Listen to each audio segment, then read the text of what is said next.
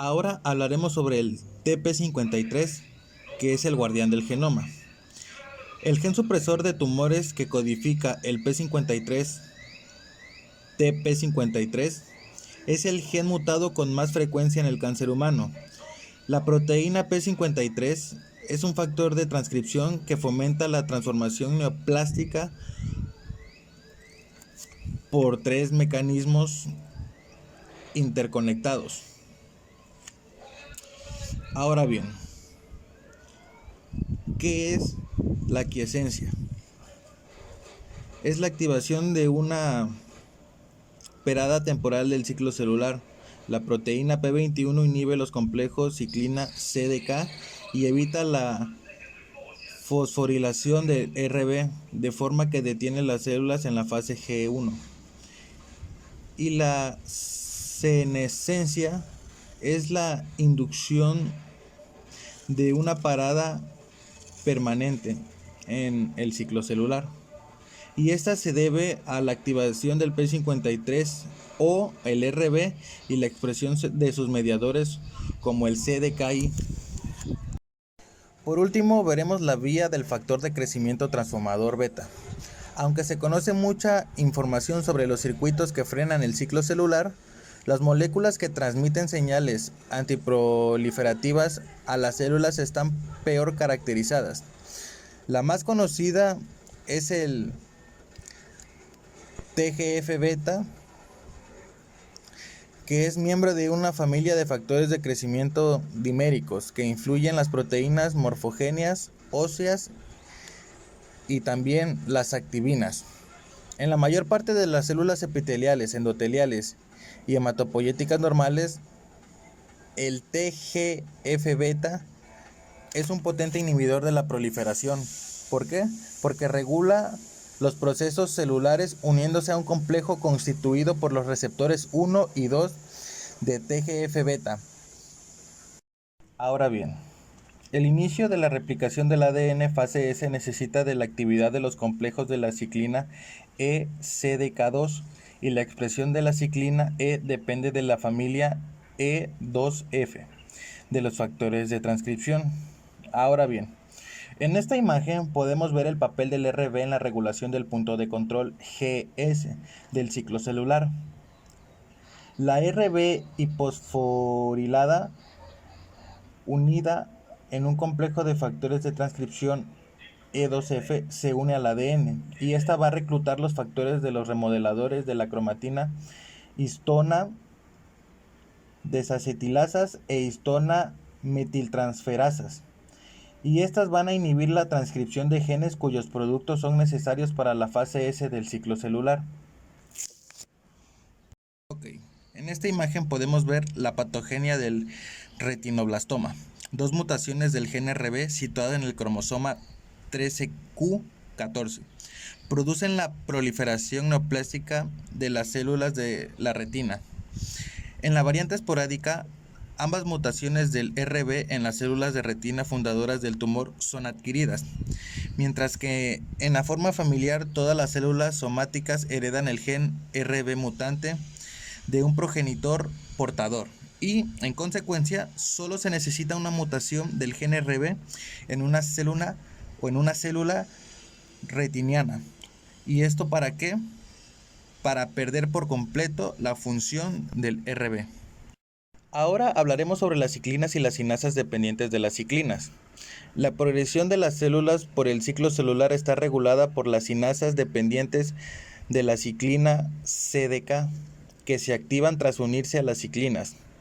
Ahora veremos los puntos principales de control del ciclo celular, los cuales son dos. El número 1, la transición G1S, y el número 2, la transición G2M. Parece que todos los cánceres presentan lesiones genéticas que inhabilitan el punto de control G1S y hacen que las células puedan reentrar de forma continua en la fase S. Las mutaciones con ganancia de función de CDK4 o ciclinas D, los genes de la ciclina D se sobreexpresan en muchos cánceres. Mutaciones con pérdida de función de los CDK1. Ahora hablaremos sobre los factores de transcripción nucleares.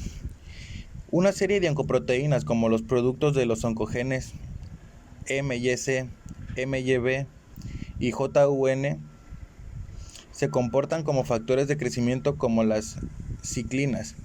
De todos ellos, MYC es el más implicado en los tumores humanos.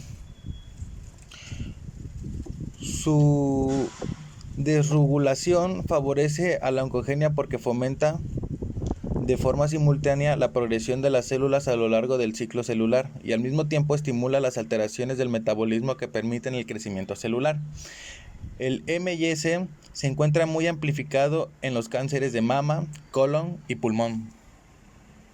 Ok, ahora veremos la insensibilidad de las señales que detienen el crecimiento. Genes supresores de tumores.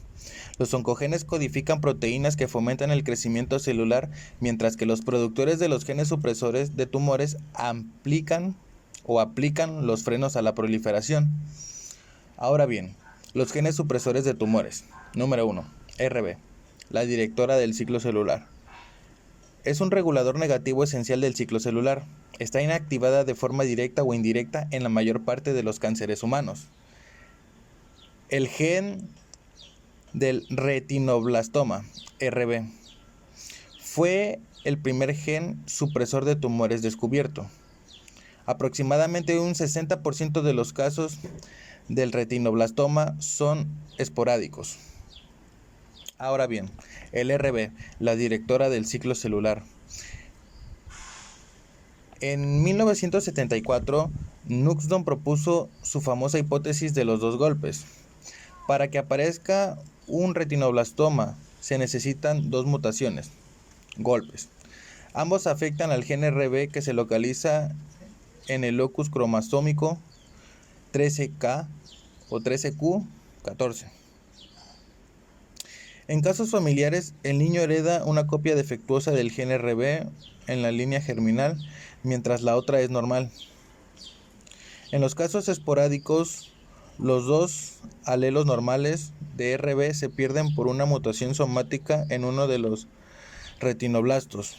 El resultado final es el mismo. Una célula retiniana ha perdido las dos copias normales del gen RB y se hace cancerosa. En esta imagen podemos apreciar cuando la célula normal se estimula por el receptor de un factor de crecimiento. El RAS inactivo, que está ligado al GDP, se activa a un estado de unión al GTP.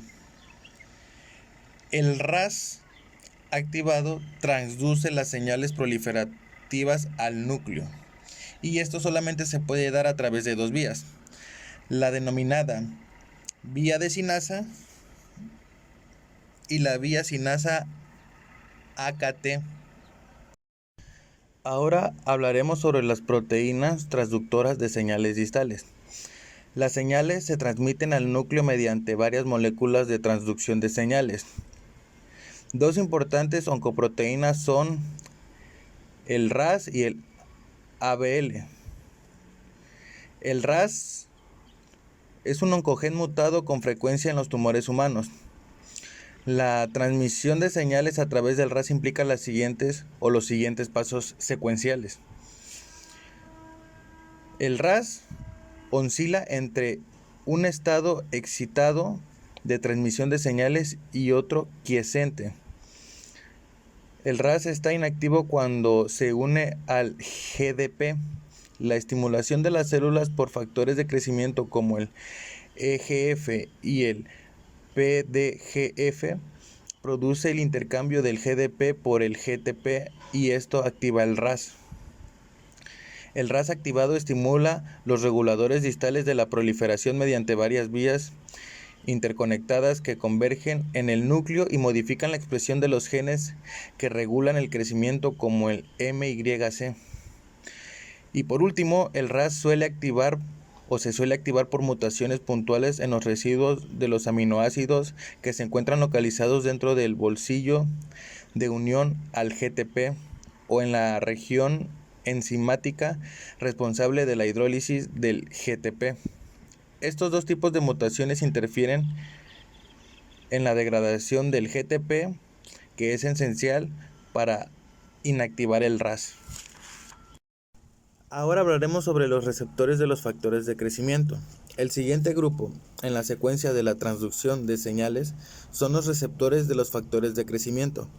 Algunos receptores tienen actividad tirosina sinasa intrínseca, que se activa por la unión de los factores de crecimiento, mientras que otros transmiten las señales mediante la estimulación de la actividad de las proteínas distales. Muchos de los múltiples receptores del factor de crecimiento se comportan como oncoproteínas cuando se mutan o sobreexpresan. Ahora hablaremos acerca de los factores de crecimiento. Los cánceres pueden secretar sus propios factores de crecimiento o inducir la producción de factores de crecimiento en las células estromales del microambiente tumoral. La mayor parte de los factores de crecimiento solubles son elaborados por un tipo celular y actúan sobre las células vecinas, estimulando su proliferación, que es la acción parácrina. Ahora bien, normalmente, las células que producen el factor de crecimiento no expresan su receptor asociado, lo que evita la formación de circuitos de retroalimentación positiva en la misma célula. Las células cancerosas pueden romper esta regla de muchas maneras. Ahora bien, vamos a tratar de explicarlas. Algunas células cancerosas adquieren autosuficiencia de crecimiento porque pueden elaborar los mismos factores de crecimiento a los que responden. Otro mecanismo que permite a las células cancerosas adquirir autosuficiencia de crecimiento es mediante la interacción con el estroma. En algunos casos, las células tumorales emiten señales que activan a las células normales, y esto a su vez elabora factores de crecimiento que fomentan el crecimiento del tumor. Ahora hablaremos sobre la autosuficiencia en las señales de crecimiento. La autosuficiencia en el crecimiento que caracteriza a las células cancerosas se suele deber a mutaciones con ganancia de función que convierten los prooncogenes en oncogenes. Los oncogenes codifican unas proteínas llamadas oncoproteínas que fomentan el crecimiento celular, incluso en ausencia de señales promotoras del mismo.